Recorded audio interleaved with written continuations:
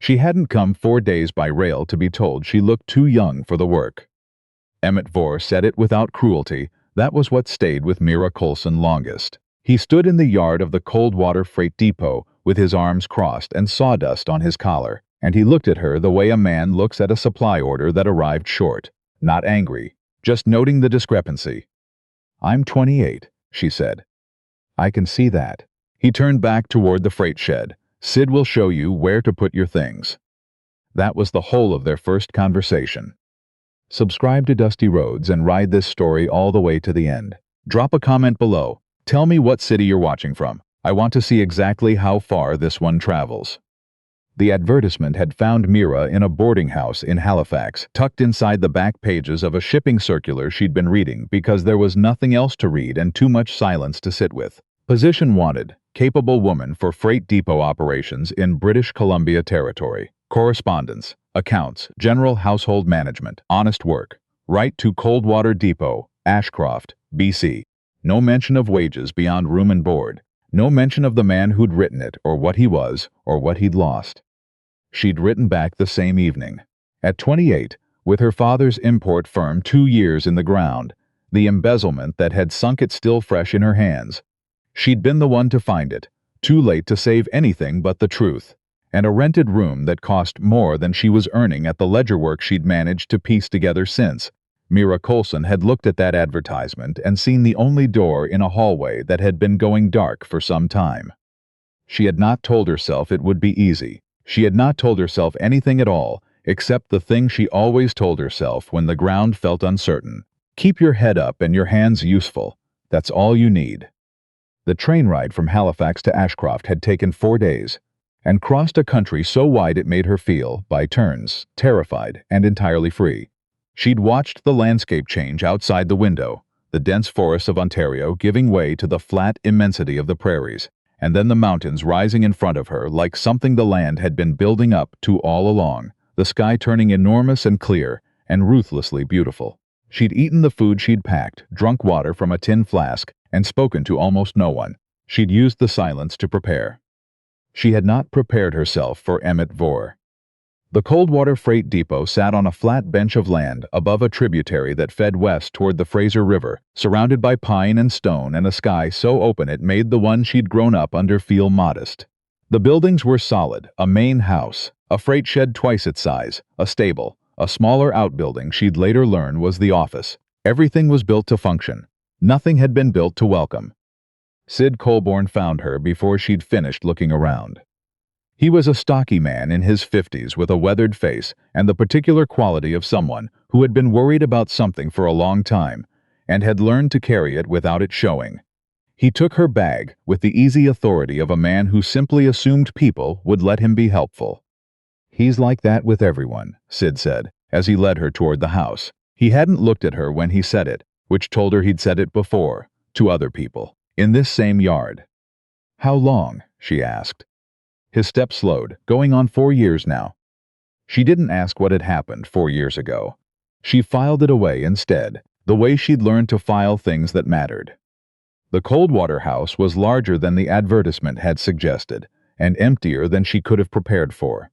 Not empty of furniture. There were chairs and a rough-hewn table and an iron stove in a kitchen that had clearly once been used with care. But the emptiness had a texture to it, the kind you feel in a place where something alive used to be and isn't anymore.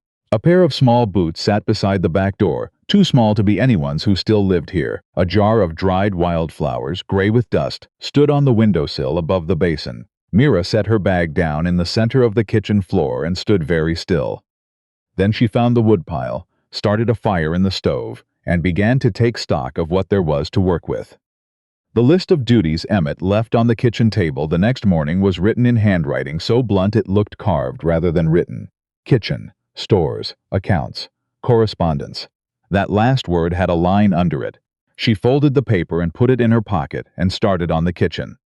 By the end of the first week, she had reorganized the dry stores, written 11 letters on Emmett's behalf to freight clients whose inquiries had gone unanswered for months, and discovered that the kitchen garden on the south side of the house had been abandoned mid-season, the last of the root vegetables still in the ground, gone soft at the edges.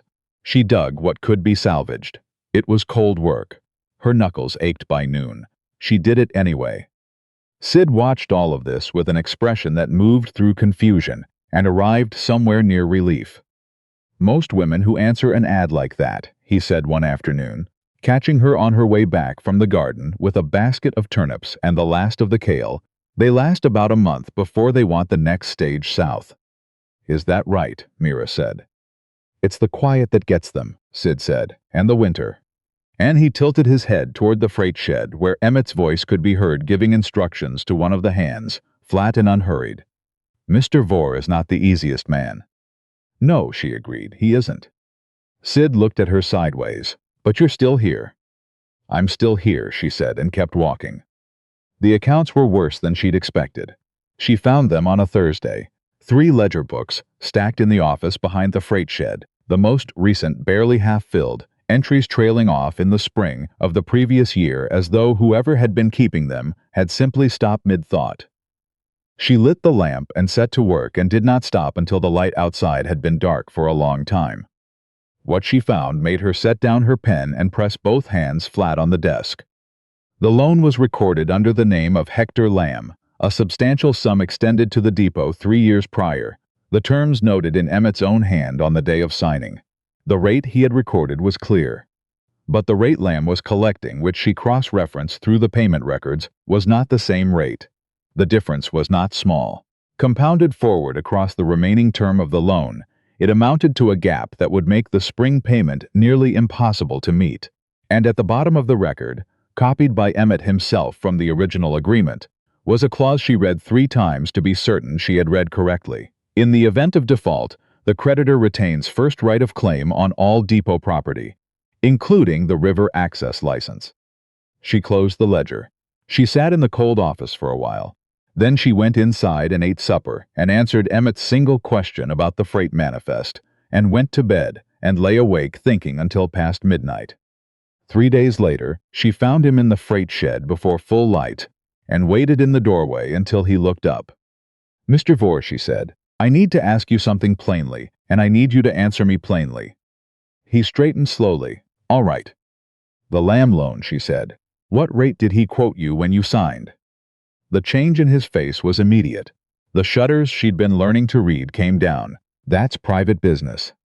"The rate you recorded in your own ledger doesn't match what Lamb is collecting," she said. "I've checked the payment entries against the schedule 3 times. The numbers don't agree. Not by a little, by a margin that, over the remaining term, makes the spring note nearly impossible to meet." She held his gaze. "I'm not suggesting carelessness on your part. I'm suggesting someone may have altered that document after you signed it." Silence. He was very still. "If you want me to step away from this, I will," she said. "But before I do, you should know that if you default on the adjusted rate, the one Lamb is claiming you owe. The clause gives him first right of claim on the river access." "I know the clause." His voice was flat. "I wrote it down." "You signed it 3 years ago," she said quietly. Something moved in his jaw. "I wasn't." He stopped. "I wasn't at my most careful 3 years ago." She thought of the small boots by the back door, the gray jar on the windowsill. "What's in those ledgers can be verified," she said. "If you'll let me." He looked at her for a long moment. Really looked, the way he hadn't done since the day she'd arrived, and he'd been cataloging her like a problem he hadn't yet solved. "Show me," he said. They spent the morning at the office desk with the ledgers spread between them, their chairs pulled close enough that she could feel the cold coming off his jacket. He listened the way she had come to understand was his mode with things that mattered. Not politely, not passively, but with the focused weight of a man who intends to understand what he is hearing. He caught an error in the 3rd column, before she'd pointed to it. He asked sharp questions. He was, she discovered in those 2 hours, considerably sharper than his silence made him appear. When they finished, he sat back and looked at the corrected figures without speaking for a long time. "Lamb has the territorial circuit judge in his pocket," he said at last. "Always has." "Then we go above the circuit court," she said. "Federal Land Commission processes exist for exactly. You know how to navigate that." "I know how fraud works," she said simply. "My father's business partner embezzled from him for 3 years before I could prove it on paper. By then it was too late to save the firm. But I learned what numbers look like when someone has changed them, and I learned how to document the proof. She held his gaze. I can do that here. He was quiet. The freight shed outside made its ordinary sounds. Ropes, timber, the low voices of the morning work beginning. Why are you still here? He said then, and the question had no hostility in it, only the genuine bafflement of a man who has been waiting for the catch and hasn't found it yet.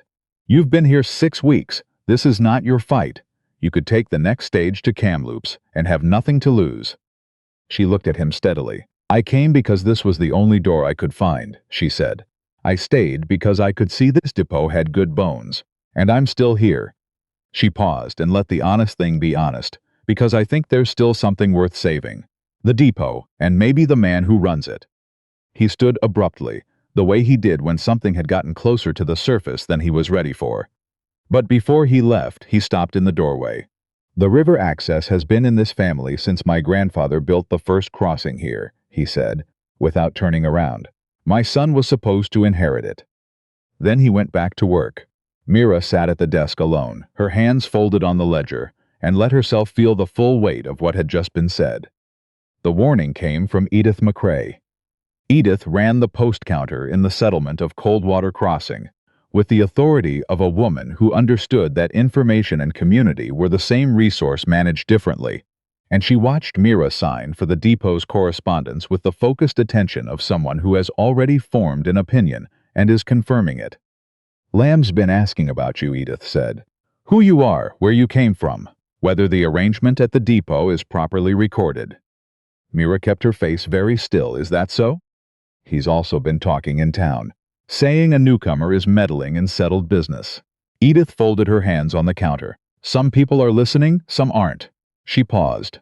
The Thatch family on the North Ridge, Roy Thatch, lost his timber claim to Lamb 2 years back in a boundary dispute that nobody thought was right at the time. He never fought it because there was no money, and the circuit court ruled in a week. She looked at Mira directly.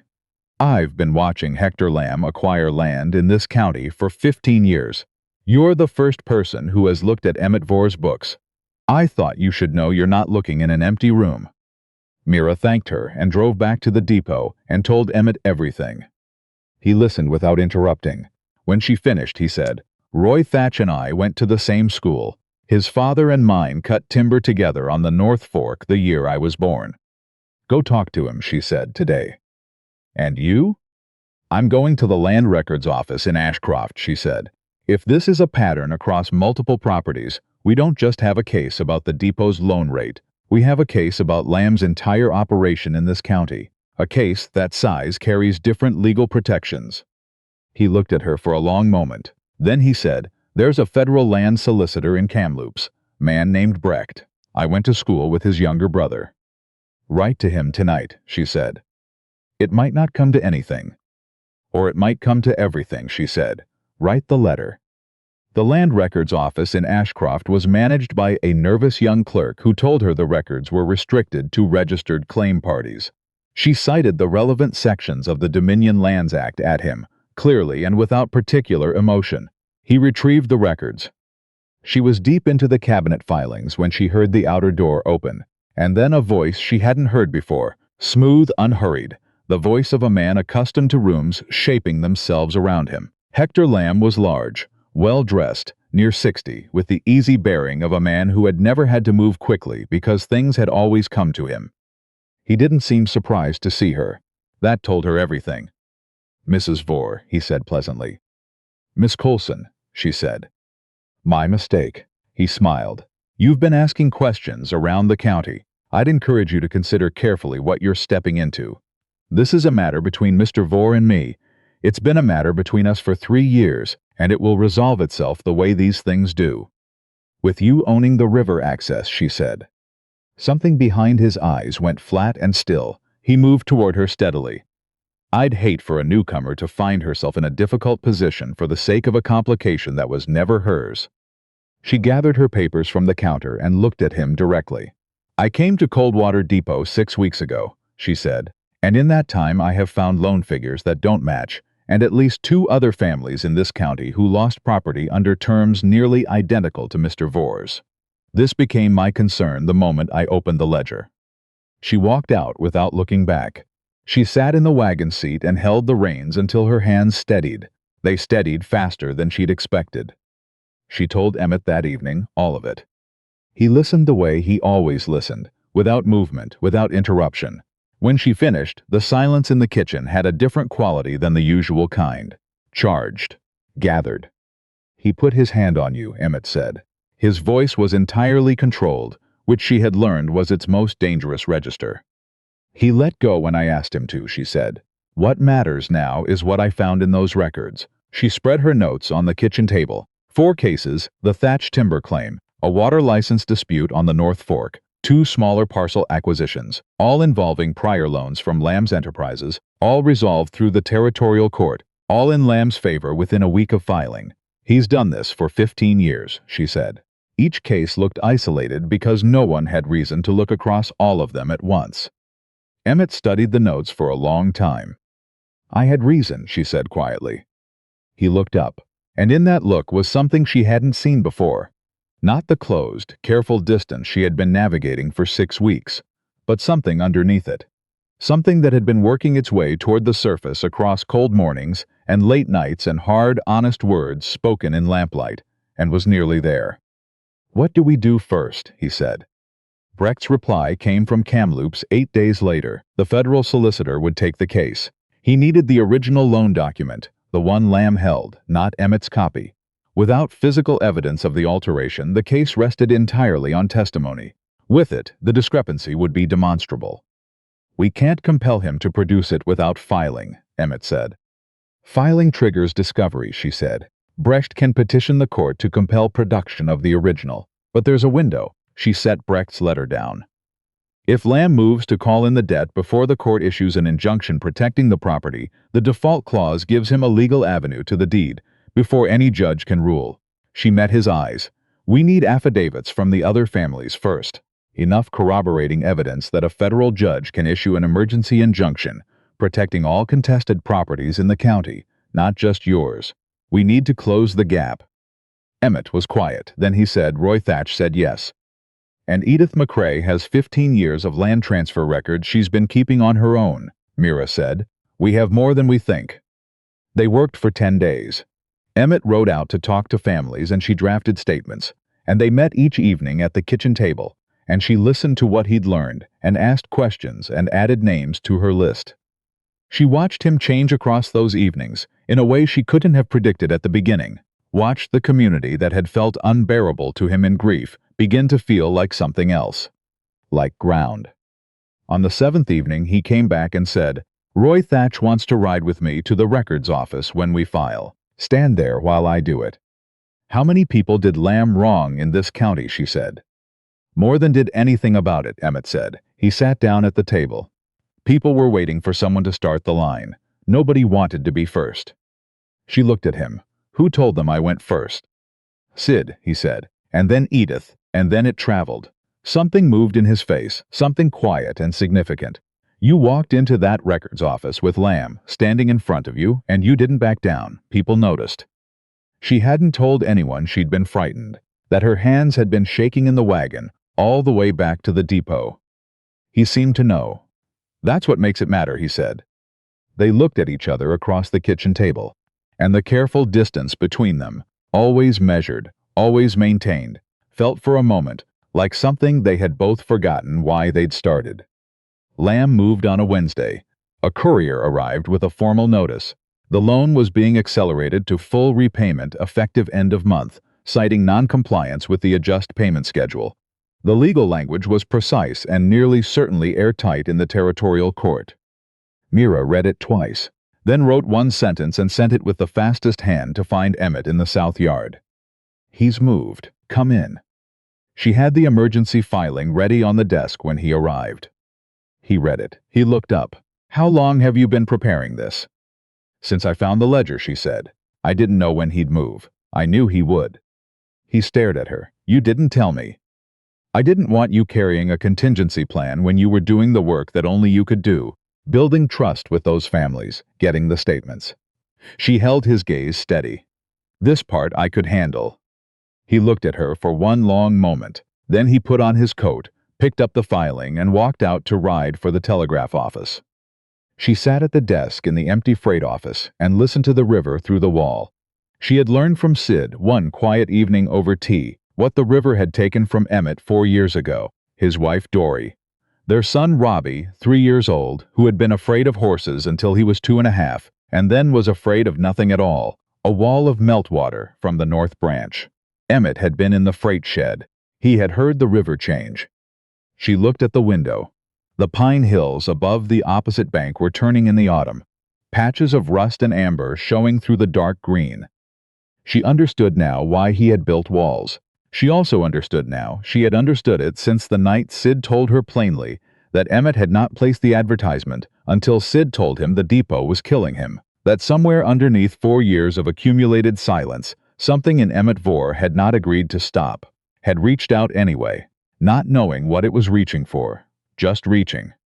The telegraph reply from Brecht came the next morning. The emergency injunction petition had been filed with the Federal District Court in Victoria. A hearing was set. The hearing in Kamloops took 6 hours.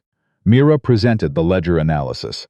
She had spent 3 evenings preparing it into a form she could explain clearly under questioning, and when the Federal Land Commissioner asked her to walk him through the rate discrepancy, she did so with the particular calm of a person who has lived inside the numbers long enough to know them the way she knows her own handwriting. Roy Thatch testified. Dora Glenell, who had lost a water license on the East Tributary 6 years prior and whom Mira had found through Edith's records, testified. Brecht read 3 additional sworn statements into the record. Lamb's lawyers argued jurisdiction, limitation periods, the unreliability of memory in recalling oral loan terms from 3 years prior. The commissioner's preliminary findings came at 4:15. The rate alteration was confirmed by physical examination of the original document, which Lamb had been legally compelled to produce, and which showed clear evidence of amendment in a different ink than the surrounding text.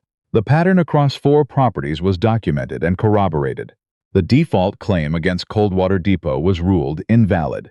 The river access rights were confirmed in Emmett Vore's name, uncontested. A full federal investigation into Lamb's land acquisition practices in the county would proceed. Emmett sat completely still throughout the reading of the findings. When it ended, he put his hand briefly over Mira's where it rested on the table, not a gesture for anyone else to see. Just a hand placed, and the warmth of it, and then removed. It was enough. It was more than enough. They rode back to Coldwater Depot in the last light. The pine hills were dark against a sky going green and amber in the west, the particular color of a British Columbia October evening, enormous and clear. Neither of them spoke for a long time. "My son's name was Robbie," Emmett said, somewhere past the last settlement before the depot road turned north.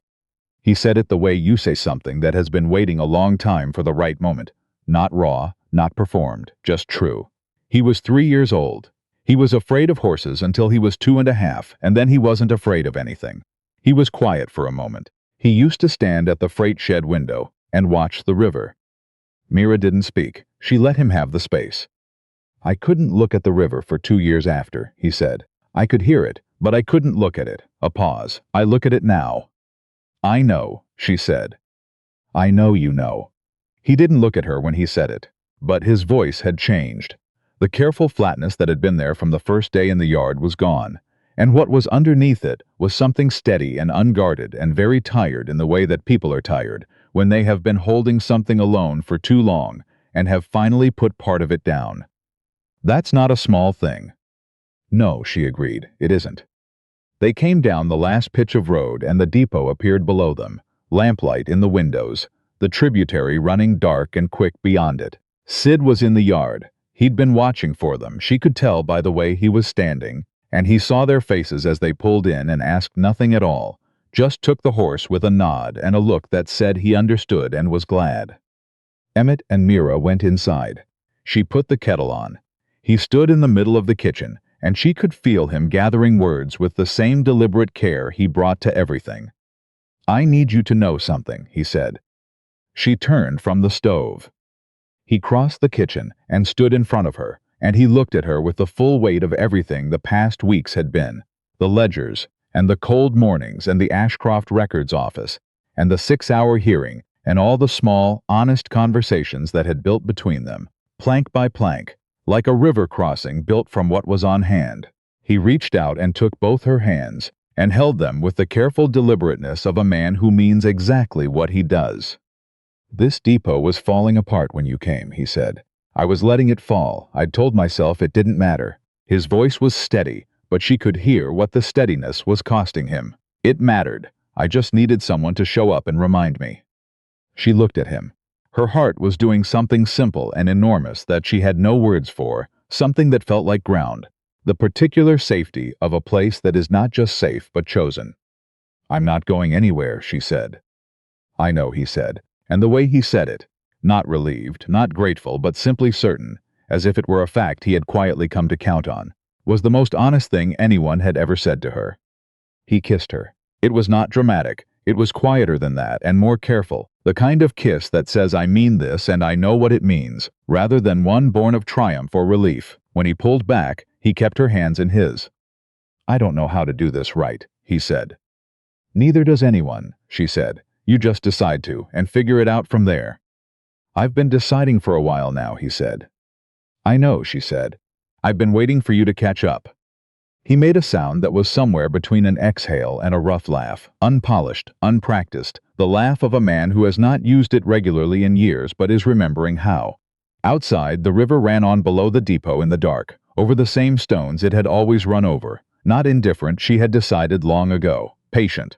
The way water is patient, wearing through stone not by force, but by showing up in the same place in every weather, season after season, and refusing to stop. She had showed up. She had not stopped. That, in the end, was the whole of the story and the whole of the miracle, and it turned out to be enough. Subscribe to Dusty Roads and follow this story all the way through. Drop a comment right now. Tell me what city you're watching from. I want to see how far this one travels.